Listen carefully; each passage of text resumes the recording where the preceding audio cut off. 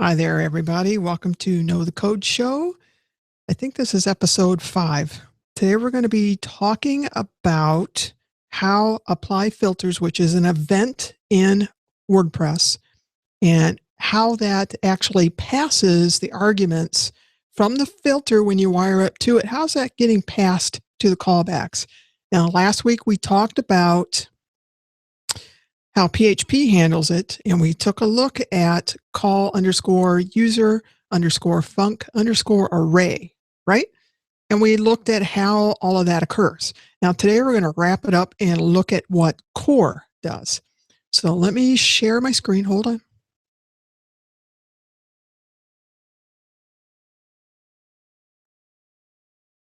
There we go. Okay.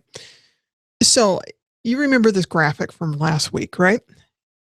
I hope you do. But basically, it shows you the dynamic processing of a callback in PHP. So when this function call_user_func_array is executed, it looks at what the callback is, and that needs to be a fully qualified path. As you see, this wires up from here, follow down this wire down here to the function, and then it wraps up all of the args in an array and sends those down to the function itself. Now, if any of this part is confusing and how these arguments get assigned, and if there's extra arguments, how those get passed, go back and watch the episode from last week, and that will help you to understand that process. It's very important that you understand it because that is how core works when working with filters and actions. All right, so let's come up here, and we're going to start real quick and looking at the wiring. This is the WordPress event wiring. This one is specific to filters. And if we take a look, here I have the apply filters. This is the event's name, and here are the list of arguments. And all of these arguments, however many that there are, in this case there's 2, but maybe there's 1, maybe there's 10. All of these arguments are going to be passed through in core to whatever events are wired to it. All the callbacks that are wired to this event. Sorry about that. So we wire to an event with the add underscore. In this case, it's filter. If it's an action, it's add underscore action, right? Okay. So here's our event name. This is my callback, and it needs to be a fully qualified path and name to my callback so that PHP can look it up, and you can see it wires right down here to my callback. And then we have 2 more parameters. The first one is the priority, and it defaults to 10. The second one is what? That's part of the challenge and the questions this week. And we'll get back to that. But basically, that 2 is telling me 1, 2. There are 2 arguments that are being passed from this filter, and I need to receive both of these. So I put a 2 in, and I say, I want both of those. And that gets wired right down. Boom, boom. And we're going to see how that works. So let's get out of this. Maybe I'll just leave it there just in case, because I have a feeling there'll be a question, right? Okay, so let's go ahead and get moving here. We're going to take a look at the questions that I asked you this week. And the very first question, have you guys ever played in core before? I bet you some of you have not. And I bet it made you a bit nervous going in there and doing what I asked you to do. I put a great big old yellow box on the code challenge, and I told you that you want to mark these as temporary, but it's a way of being able to understand and reverse engineer what core is doing. So if there's something that you don't understand in your sandbox, not in production, not on a live site, but in your sandbox, you would have the ability to go into core, go into a theme, go into a plugin, and if you don't understand how it works, var dump out and then die. so that you can put it up on the screen and see, what did that variable just do? What am I getting out of this? How does this work? It gives you a way of reverse engineering, and that's very important in your understanding process, in your learning as you're going through and you're trying to figure out, how does this work? I do it all the time. Engineers do it all the time, and it's okay to get in that habit. However, here's a caveat: put some code around it, so that you can quickly find where you've put these in, and then get rid of them. If you put them into your sandbox, that's fine. Do your testing, comment it out again if you think you might want it again, but put a comment in there that you can quickly search and be able to rip all those out of there.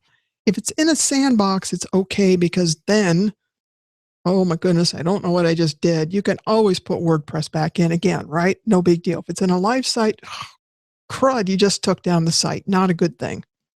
All right, so let's move on. Question number 1, I asked you, we're actually going to take a look at what is the data that's in the variable $the underscore. And this is in core. So let's look at core.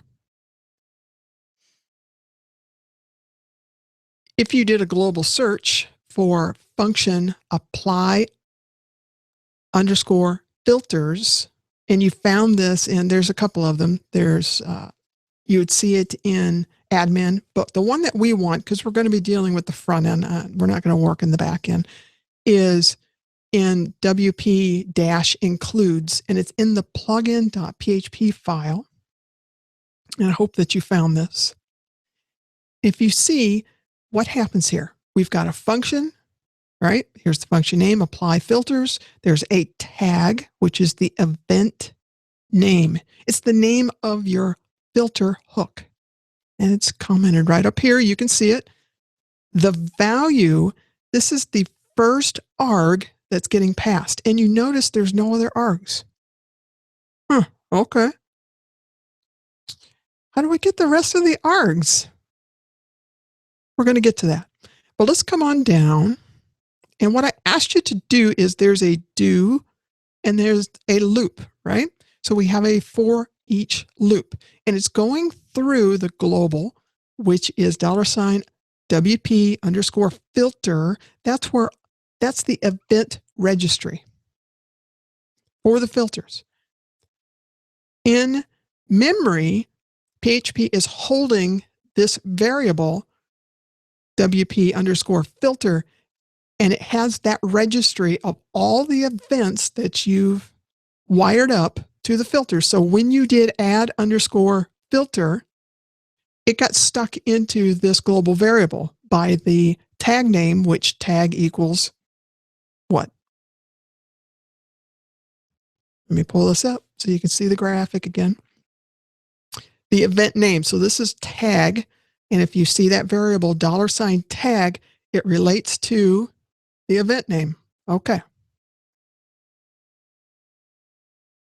So when it loops through this, it's going to take what my current tag is, my current event is, and I'm going to pull out whatever is in that array. I'm going to pull it out and I'm going to stick it into another variable, which WordPress is calling $the underscore. And you'll see why that's kind of clever when you look at the keys.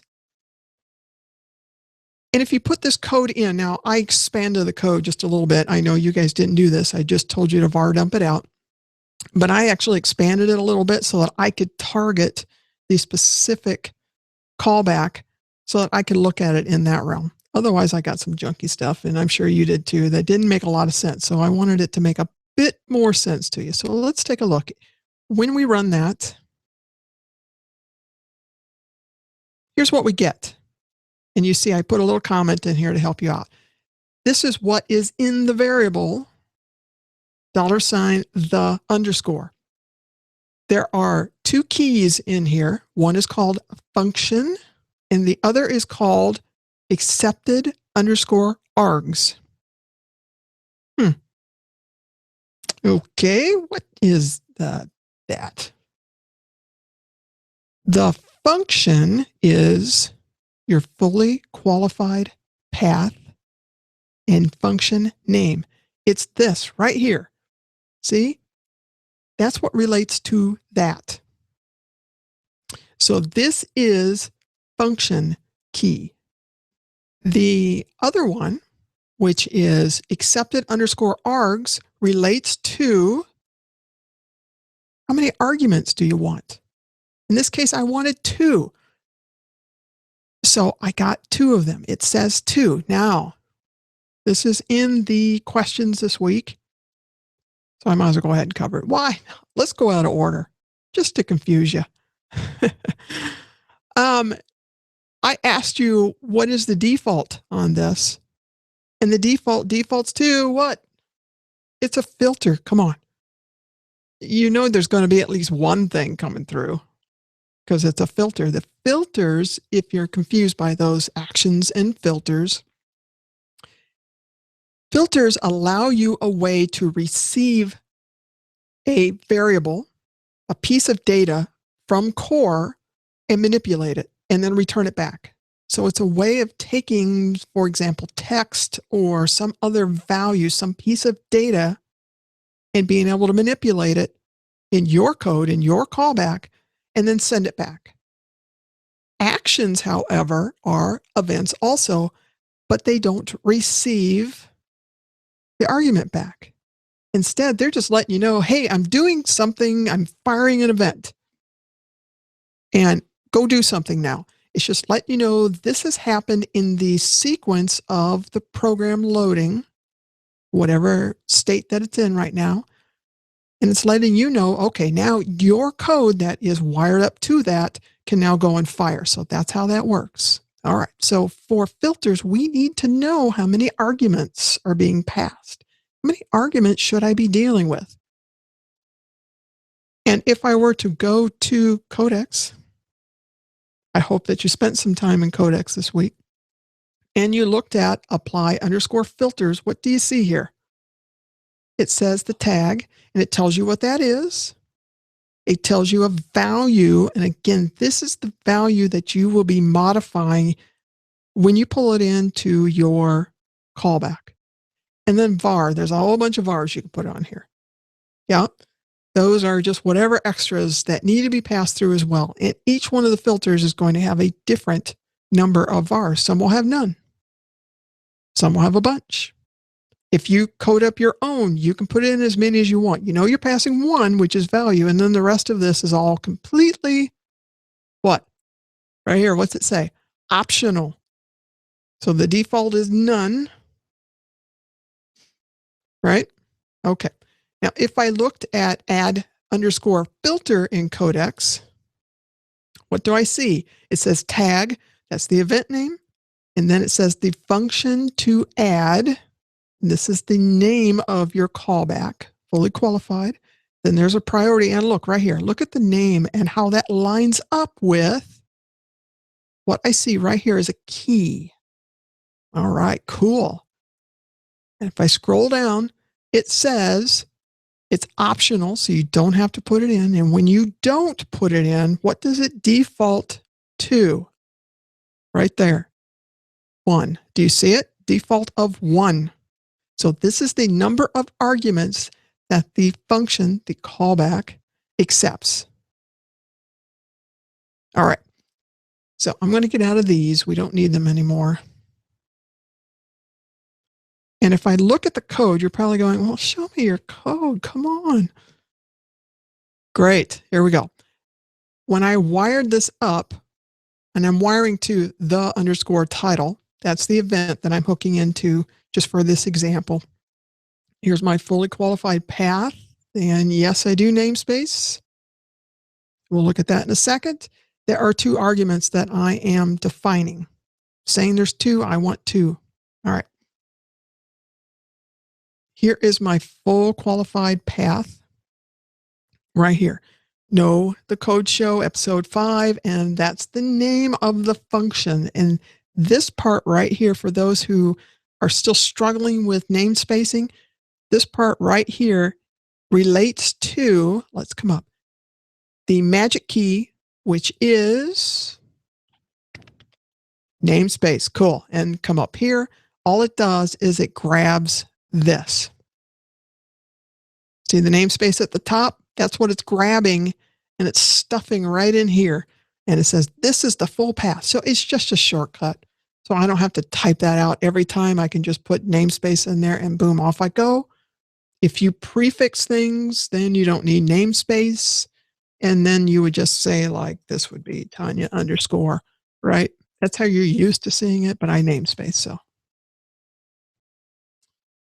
welcome to modern coding. Other languages, you're going to see this, and it's a nice way to package things up. All right, let's move on. So when we ran in question number 1, and I asked you to put that var dump in and die, you probably got something else other than this, and that's fine. It just was showing you that the function has a name, and that relates to the callback name and the number of args, and that's important. All right. Next thing, question number 2, I asked you, and let's pull up the code again. Not that one, this one. Now let's scroll up.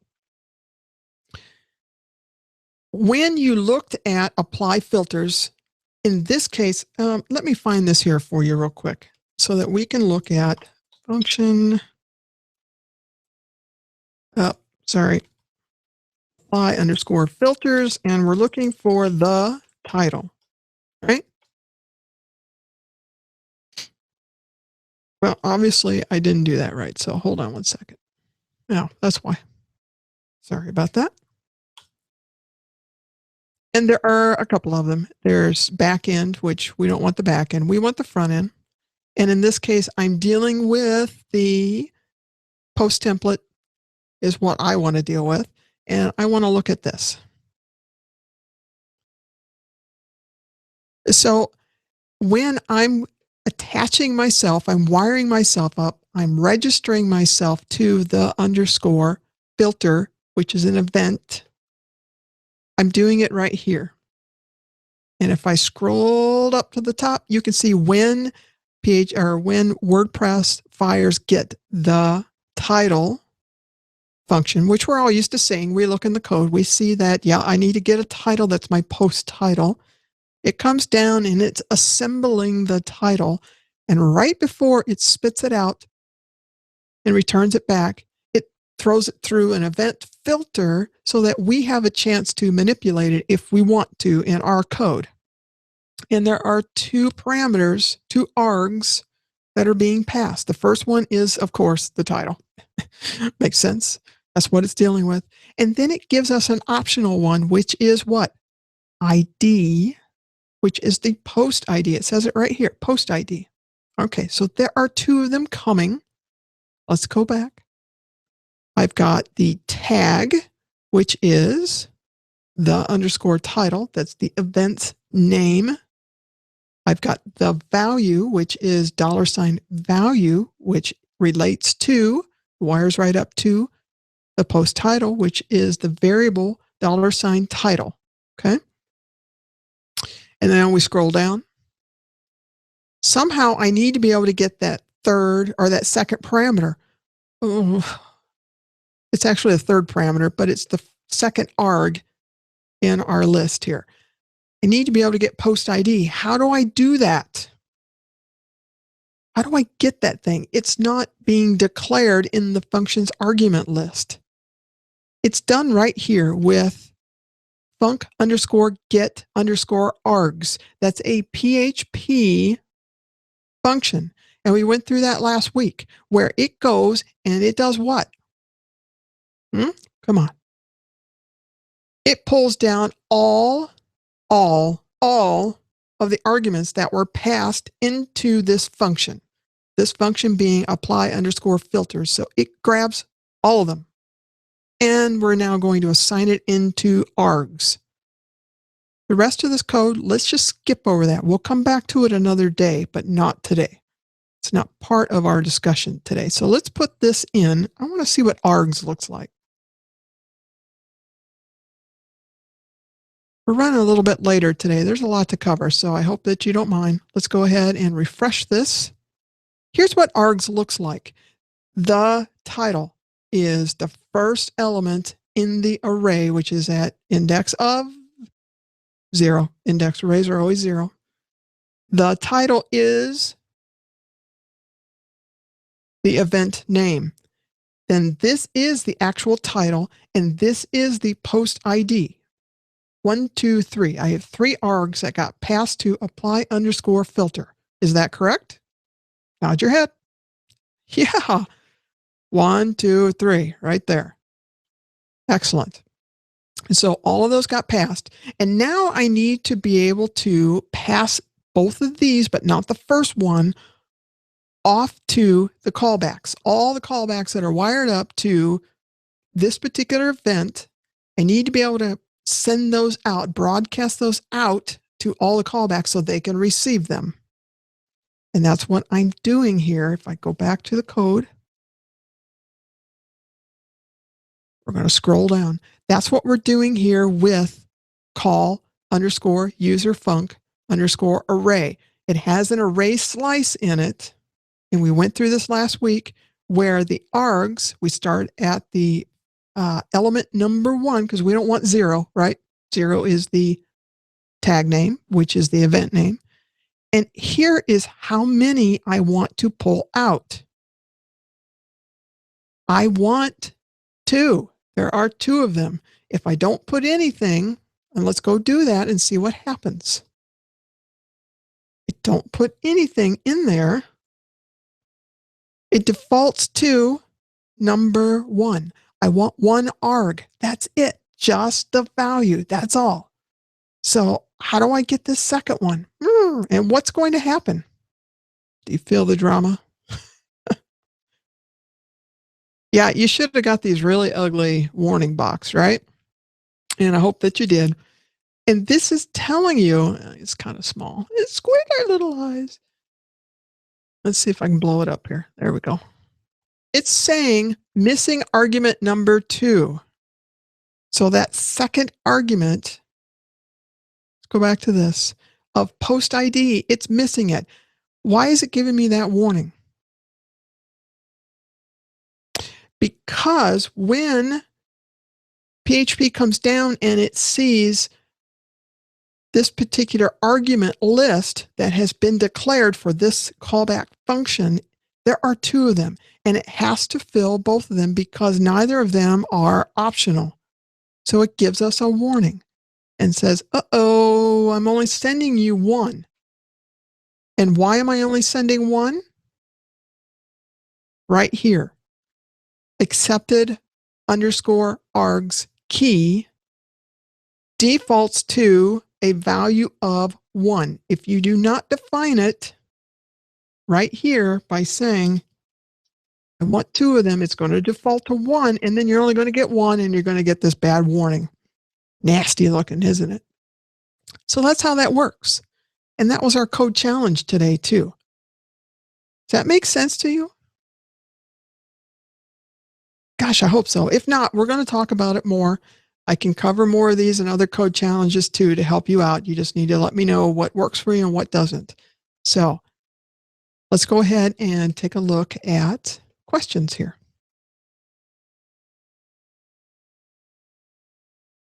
Wow, no questions?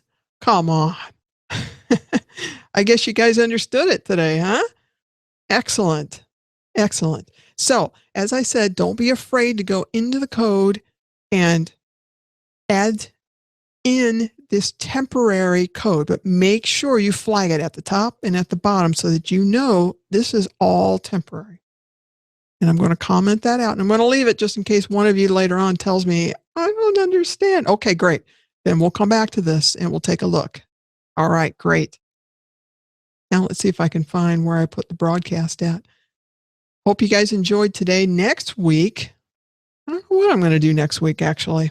I may take a look at, I'm thinking we're going to take a look at how the priority system in events works so that we start looking at arrays and the priority system. Yeah, maybe we'll do that. Does that sound good?